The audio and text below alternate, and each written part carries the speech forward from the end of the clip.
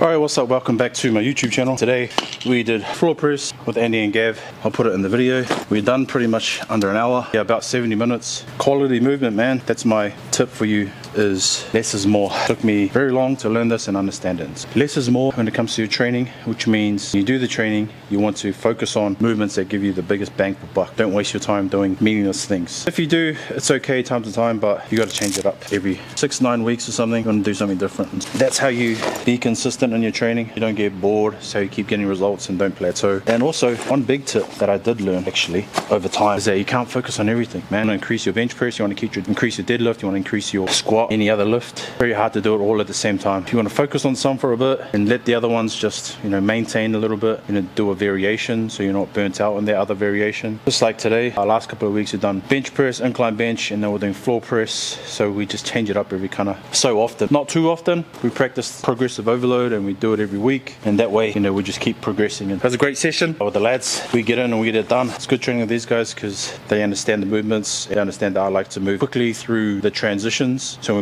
we do 3 sets on one exercise and we move to the next one. I tell them what's coming up next, so like on the second to last set or the last set, tell them what's coming up next so that we can prepare, because usually I go last in the sets because I got to use the more weight, and that way we transition fast. And just a bit of tips, bit of thoughts on training today. Floor press, hit the 160 for 2, felt pretty good on that. Might hit 170 next week, see how we go, and then maybe 180 the week after. I don't really go too heavy on those because for some reason my inside of my elbow, I just feel like a shooting pain sometimes, especially when I'm doing the tricep rollbacks and I'm pulling. I feel a shooting pain there, so I probably won't go heavier than 25 kg dumbbells. I was using 30s last week. Tricep rollbacks, those are really good too because they combine the tricep here, tricep there, and then a little bit of a chest press as you get there. So you're getting both tricep and chest pump. Incline rows off the bench, always good to row. And then we finished off bicep curls, 3 sets of 12. Core movement, kettlebell windmill. I used to hate that, but I find this after just doing it for so long, I like doing things that I suck at so that I get better at them and then they don't suck anymore. Because usually if you hate exercise, it's because you suck at it. So if you just keep doing it, you'll get better and then it'll just be nothing. But it's a great core movement. Good for shoulder mobility. You hit that core there.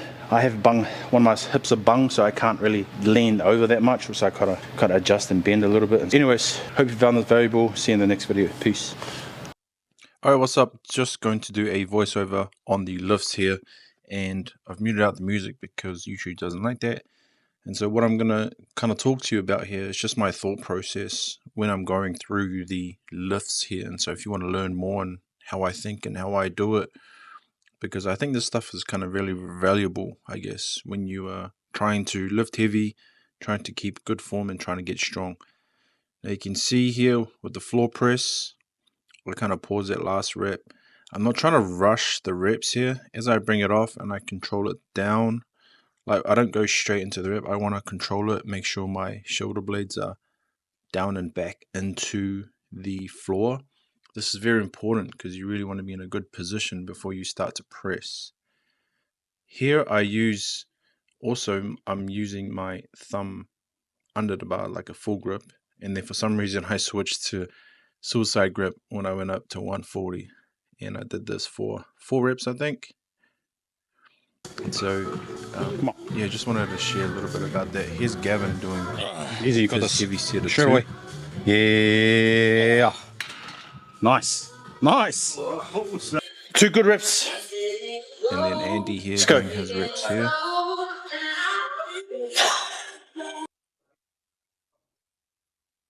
Come on, and again. Straight away. Good. So Andy keeps his good form, doesn't move his feet too much. Now this is my last set of 2. I'm trying to hit this for 2. I was supposed to do 150, but I kind of felt good, so I just went for it at 160. And so we'll just let this go here. Control at the top. Bang, and then pause for a bit. That was a bit. That was slow, man. I'll use hook. You can use hook grip on this one too. I find this a lot better. So I'm mic'd up here too, but I'm not playing the whole thing because of the music playing in the background kind of thing. But what I'm talking about here is using hook grip for the Pinley row, and we're doing 3 sets of 8 here, and these should be hard sets. Using my grip. When you're doing this, it's not you shouldn't really be moving your back too much. Your back should be straight, flat, and you shouldn't get too much be using too much momentum. If you can kind of figure out what I'm Also, saying. roll your knuckles forward. So you're like here, roll them forward like that when you got a hook grip. It's just a little bit of a... Oh, you can't, you got a small... Oh, yeah, but I got a couple fingers on. Oh, fuck. I was going to say... But yeah, no, it's hard to hit. Unused flex. Now I'm also saying use hook grip and then Oh, fuck. roll How your many I did? knuckles forward. This, for me, I just feel it way better in the back when I'm doing these pin leg rows. And so roll them forward. Yep. And you'll be able to engage your Nice. back and Good. your lats a lot better. So you can see Yeah, Gav bro. doing it there. He's engaging. Nice. Knuckles down. Lock the shoulders in, yep. Bang. Yeah, shoulders Good. in. Roll knuckles forward. And then there's knuckles there. You forgot, but still learning. Let's go. Pull. Good. Yeah, boy. Back nice Slam and that flat. shit down. Alright, so last set here, I went 110 or 112 or no, 115 actually. There's a little 2.5. Yeah, I find it's better there than here. And then Andy was like, oh, he's using, narrow stance. I find using a narrow stance just a little bit better because I've got big legs, and so they go out pretty wide. And yeah, I really wanted to get good form in this. And so, here's a bit of accessory work. Really highly recommend doing your accessory work because this is the stuff where you build up your weak points, you get strong, you build your back muscle. This is tiny bit of bodybuilding, I guess. I'm going through some chest supported rows, probably one of the best kind of row variation because your chest is supported, it's not moving anywhere, and it's not going to hurt your back. And so you can use that movement there.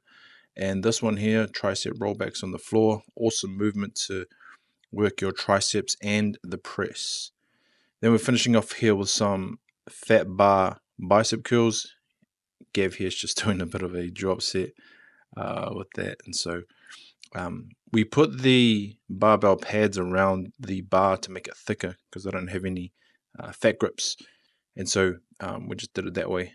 And then finishing off with some kettlebell windmills. This is a great core movement. If you haven't tried them, highly recommend you do. If you have bad mobility, highly recommend you try them. It's a good core movement. And I was just filming here, Gab on his phone to get him some content for his transformation. He wants to get shredded and lose a bit of weight. Before he gets shredded. Just giving him that there. In one day. So you do it properly. And Gav's got great mobility, so he can kind of like reach right down, especially in his upper back. Me and Andy, on the other hand, we don't have great mobility. And so, yeah. And, I might get comments of him like kind of like swinging his weights. And you know what? He's in the 60s. He doesn't give a shit. He's here. At least he's here. He's doing stuff. Okay. You want to be doing form like me here, elbows forward, full range of motion, and really kind of stretching the bicep at the bottom as much as you can. Then finish on a swole test. Touch. Mandatory that you must do that, okay? You must do the swole test. If you can touch your shoulders with your fingers, you need to pump more, or you need to do slower on the eccentric, okay? Finished off on some kettlebell windmills here, full ones. These are quite hard for me, as you can see. One of my hips is bunging, so it's quite hard to, get full range of motion. But I really love them because it's good for the shoulder mobility as well. Anyways, that's the end of the video. If you watch this far and you listen to my voiceover, if you learned something, please let me know in the comments, and I'll see you in the next one. Peace.